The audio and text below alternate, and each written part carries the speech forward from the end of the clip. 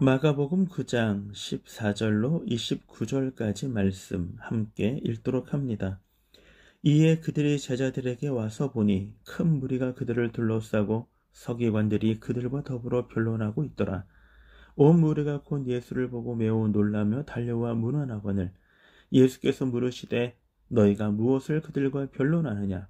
무리 중에 하나가 대답하되 선생님, 말 못하게 귀신 들린 내 아들을 선생님께 데려왔나이다. 귀신이 어디서든지 그를 잡으며 거꾸로져 거품을 흘리며 이를 갈며 그리고 파리해지는지라. 내가 선생님의 제자들에게 내쫓아 달라 하였으나 그들이 능히 하지 못하더이다. 대답하여 이르시되 믿음이 없는 세대여, 내가 얼마나 너희와 함께 있으며 얼마나 너희에게 참으리요. 그를 내게로 데려오라 하시매 이에 데리고 오니 귀신이 예수를 보고 곧 그 아이로 심히 경련을 일으키게 하는지라. 그가 땅에 엎드러져 구르며 거품을 흘리더라. 예수께서 그 아버지에게 물으시되 언제부터 이렇게 되었느냐 하시니 이르되 어릴 때부터니이다. 귀신이 그를 죽이려고 불과 물에 자주 던졌나이다. 그러나 무엇을 하실 수 있거든 우리를 불쌍히 여기사 도와주옵소서. 예수께서 이르시되 할 수 있거든이 무슨 말이냐? 믿는 자에게는 능히 하지 못할 일이 없느니라 하시니 곧 그 아이의 아버지가 소리를 질러 이르되 내가 믿나이다. 나의 믿음 없는 것을 도와주소서 하더라. 예수께서 무리가 달려와 모이는 것을 보시고 그 더러운 귀신을 꾸짖어 이르시되 말 못하고 못 듣는 귀신아, 내가 내게 명하노니 그 아이에게서 나오고 다시 들어가지 말라 하시매 귀신이 소리 지르며 아이로 심히 경련을 일으키게 하고 나가니 그 아이가 죽은 것 같이 되어 많은 사람이 말하기를 죽었다 하나 예수께서 그 손을 잡아 일으키시니 이에 일어서니라. 집에 들어가심에 제자들이 조용히 묻자오되 우리는 어찌하여 능히 그 귀신을 쫓아내지 못하였나이까? 이르시되 기도 외에 다른 것으로는 이런 종류가 나갈 수 없느니라 하시니라. 아멘. 산 아래에서는 이라는 제목으로 아침 묵상 함께 말씀 나누도록 하겠습니다. 예수님은 베드로와 야고보와 요한과 함께 산 위에 오르셨습니다. 그리고 주님은 그곳에서 기도하셨는데 이 기도하시는 주님의 모습이 변형되어져 희고 찬란한 영광이 빛납니다. 그리고 하늘로부터는 이는 내 사랑하는 자여 그러니 너희는 그의 말을 들어라 라는 주의 음성도 듣습니다. 산 위에서 예수님과 베드로와 야고보와 요한은 주님의 영광을 경험합니다. 영적인 깨달음과 충만한 그런 마음의 상태로 산 아래에 내려왔는데 산 아래에서는 난리가 났습니다. 어떤 귀신 들리는 아버지, 외아들을 들은 아버지가 예수님에게 이 아이를 고쳐달라고 왔지만 예수님이 없자 제자들이 이 아이를 고치기 위하여 힘써 기도도 하고 또는 제자들이 할 수 있는 모든 방법을 다 동원했지만 아이를 고치지 못했습니다. 그러자 바리새 서기관들이 이 문제로 인하여 논쟁을 벌이고 있었던 것이죠. 예수님이 오시자 17절에 이렇게 말을 합니다. 선생님, 말 못하게 귀신 들린 내 아들을 선생님께 데려왔나이다. 귀신이 어디서든지 그를 잡으면 거꾸로져 거품을 흘리며 이를 갈며 그리고 파리해지는지라. 내가 선생님의 제자들에게 내쫓아 달라 하였으나 그들이 능히 하지 못하였나이다 라고 말하고 있다는 것입니다. 이 말씀은 마태복음 17장에도 기록이 되어 있고 누가복음 9장에도 기록이 되어 있습니다. 그런데 마태복음 17장에서는 간질병에 걸린 아이로 기록하고 누가복음 의사인 누가는 귀신 들린 자 이렇게 이야기하고 있다는 것입니다. 그리고 오늘의 본문에서도 귀신 들린 자라고 이야기하고 있죠.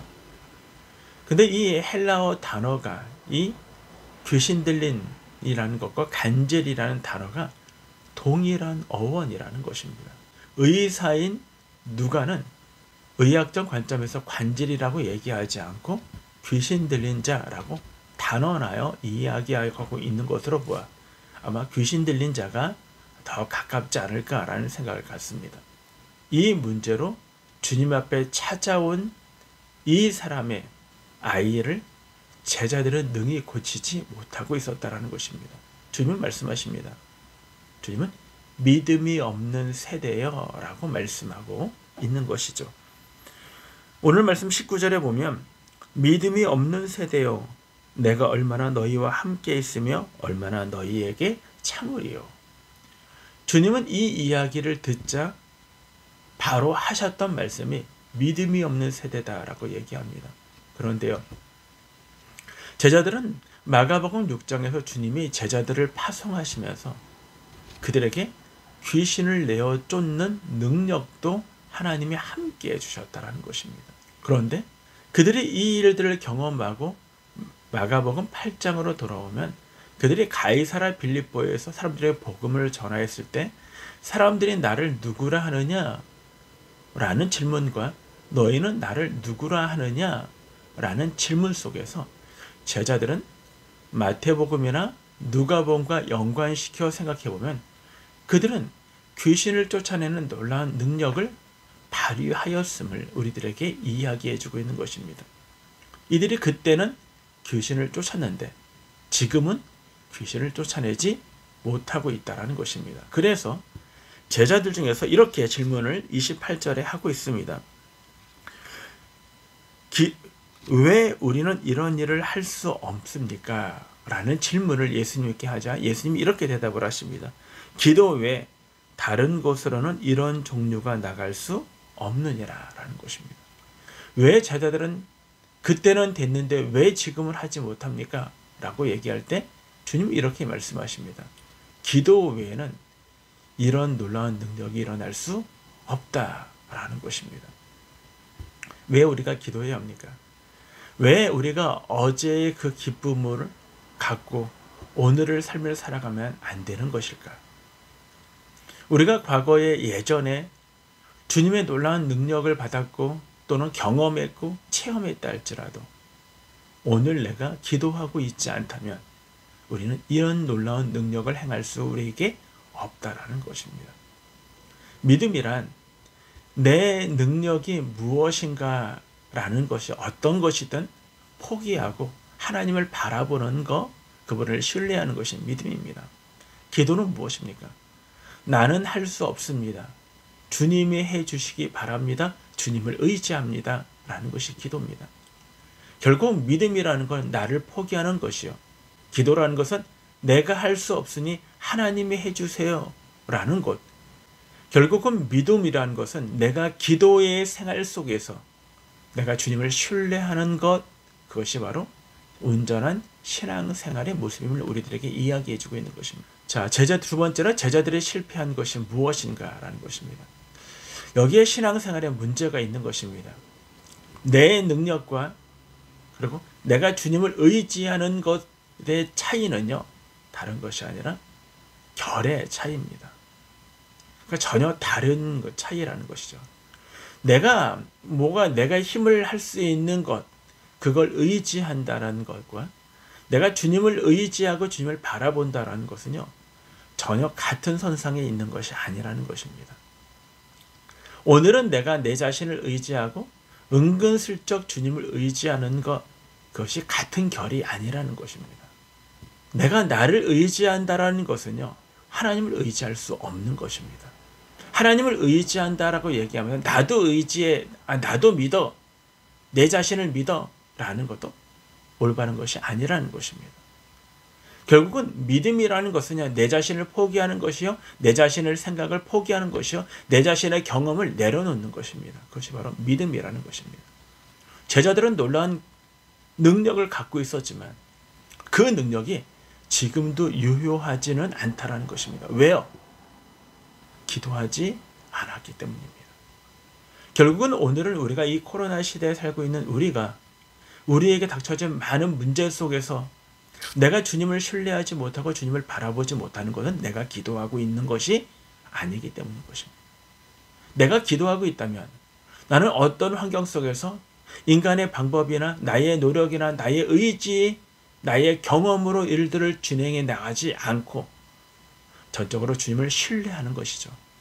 주님을 신뢰하면서 우리는 더불어 하는 것은요, 주님만 의지합니다라고 기도의 생활을 할 수밖에 없다는 것입니다.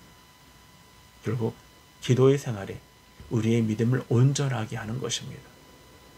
우리의 삶이 힘들고 어려워 주님을 믿음으로 바라보기를 원한다면 먼저 기도의 생활을 하십시오.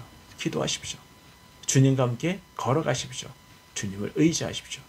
그때 우리는 산 위에서의 그 놀라운 영광이 기도를 통하여 주어졌을 때, 주님도 산 위에서 기도했으니까 그 기도의 그 놀라운 능력이 오늘 나로 하여금 주님의 놀라운 이적과 그리고 놀라운 역사를 우리는 우리의 삶 속에서 경험하게 되는 것입니다.